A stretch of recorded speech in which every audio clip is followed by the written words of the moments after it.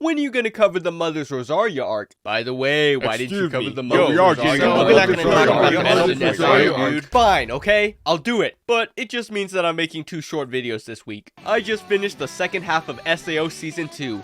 And it was AIDS. Wait, don't go, it was just a bad joke. If you enjoyed watching Bad Blood and the adventures of Kirito and Harem, plus Klein, then be sure to subscribe to both my channels and join my Discord. Let me give you a satire synopsis of this anime, which will contain spoilers. And be sure to check out the other parts of this series. Kirito is being told by Lifa that Excalibur has been discovered in Alfheim. That's right, Lifa's gonna be in this arc. There's the time skip to. Nobody would blame you. So Kirito gets the helpless harem together to suit up to get Excalibur. What the hell was that? While heading up to get Excalibur, the Queen of the Lake appears, telling them that this is a game event that will delete the map if they don't beat the Ice King. Since the game created this event, they can just contact the developers. Classic video game support. They must work at Epic Games or something. While in the dungeon, they run into an attractive NPC who's chained up.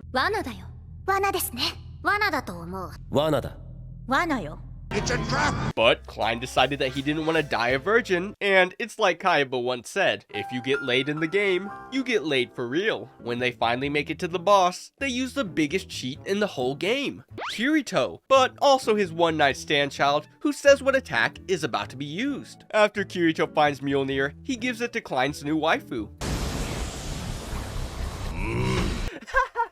It was a trap. After they beat him, Kirito goes to pull out Excalibur. What's Saber doing here? After pulling it out, because he's just so cool, he realizes that his inventory is full. Wait, he can just get rid of a member of his harem for it. Yeah, right. Shinon saves the sword, proving once again why she is best girl.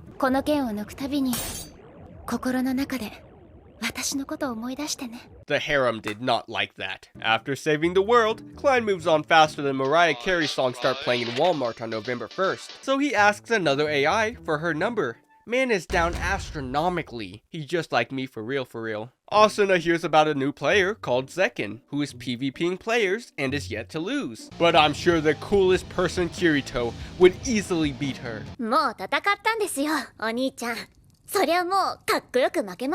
You are fake news. Back in the real world, Asuna has to deal with her evil mom. She complains that Asuna is playing too much video games and should focus on the real world and her future. What a monster. Does she not know that moderating a Discord is a full-time job? Asuna goes to battle Zekin, who is a girl named Yuki. Leave it up to SAO to have bigger plot twists than Attack on Titan. Yuki grabs Asuna and takes her to her group, the Sleeping Knights. Foreshadowing. They want to defeat a boss with their group of 7 people to get their name on the Wall of Fame. You may be thinking, why didn't she just ask Kirito for help? Because he's just so cool. They go to fight a boss, but there's a group that's not letting them through to fight it. That is until Kirito shows up to fight them all, because he's just so cool. Oh yeah, Klein was here too. By working together, they defeat the boss, getting their names on the wall of those who will die virgins. Foreshadowing. Asuna then asks to join their group. The worst they could say is no. I think the fuck not.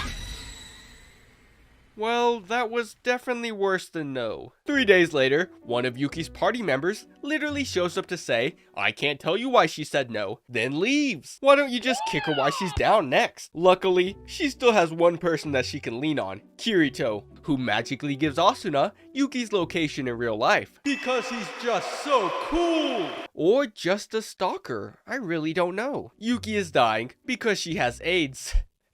I'm sorry, why didn't they just make her have cancer or an anime YouTube channel? Wait, those are the same things. Yuki has been in a continuous dive for 3 years, with only a wish to go to school. So, Kirito sets up Asuna as Yuki's cam girl so that she can experience life. Yuki gives Asuna the courage to speak up to her own mom, which she does by letting her experience her world, by trapping her in Sword Art Online until she can beat the game. It's dog! After experiencing the land that has been touched by Kirito himself, she breaks down crying, telling Asuna that she doesn't have to focus on the real world, since she has been chosen as one of the 12 disciples. Nice try, SAO. You're not gonna trick me. Her condition probably changed for the better. 僕頑張って生きた。ここで生きたよ。 Well, crap. Now, let's talk about the characters in this anime, starting off with the hero of the arc, Asuna's mom. She was right, okay? But fine, we'll start with her daughter. Asuna's struggling that she's no longer the lightning flash of SAO, but just a regular person in the regular world. That's right, they actually gave her a character. Actual Discord mod tier. Yuki, the first girl to not fall in love with Kirito. Yeah, can't have that. ねえアスナ、僕と結婚しない？ And she tried to take a member from the harem of the round table? Yeah, she had to go. Yuki got AIDS due to getting some bad blood from a transfusion during childbirth. Yuki kept living life to the fullest until she died, leaving her sword skill with Asuna, known as マザーズ・ロザリオ。 That's the name of the arc. Still comes back as a ghost here. Now I'm gonna talk about Asuna's mom. While she was a bit extreme, she was right. Asuna is behind, and she was just doing what she thought was best for her daughter in the long term. Because she grew up in a poor farmer's family, she didn't want Asuna to end up like that. AKA, marry a rich guy. I'm just glad that she's never met Kirito. Otherwise, we might get another member to the harem. Bad mom, good financial advisor. I have always said that Klein deserves more screen time. Yeah, I take that back. I learned that his whole character is that he simps over 2D girls that aren't even real. I'm in this picture and I don't like it. If only he never got trapped in SAO, maybe that pizza that he was waiting on would have been brought by his future wife. If it ain't 2D, it ain't for me tier. It would be weird not to tier list Kirito, even if all he does is magically solve all of the problems in this anime, except the AIDS. But Kirito was such a nice guy in the last arc, he even decided to let Yuki beat him twice. I didn't know that Kirito was part of the Make-A-Wish Foundation, but it doesn't surprise me because he's just so cool. Batman tier. Time for final thoughts and rating the anime. This was the most character-heavy plot of Sword Art Online. You can tell because there's more dialogue than sword fights. Even the Calibur arc was decent because it felt more like a game, even though the stakes were basically non-existent. It also had a good amount of symbolism, such as the last skill that Yuki gave Asuna being a skill to protect her, almost like a Rosario. Somebody give Reki Kawahara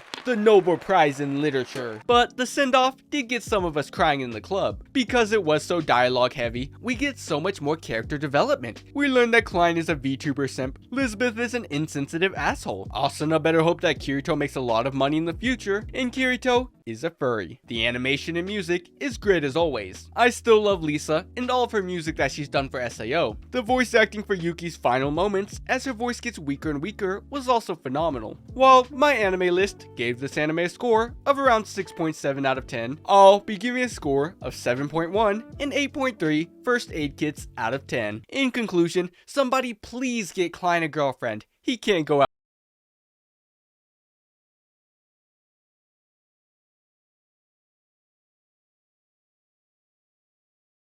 Actually, sick outro lunar here. Click here to check out my second channel. Click here to check out my recommended video. And click here to check out my most recent video. But at least I don't got AIDS. Alright, goodbye.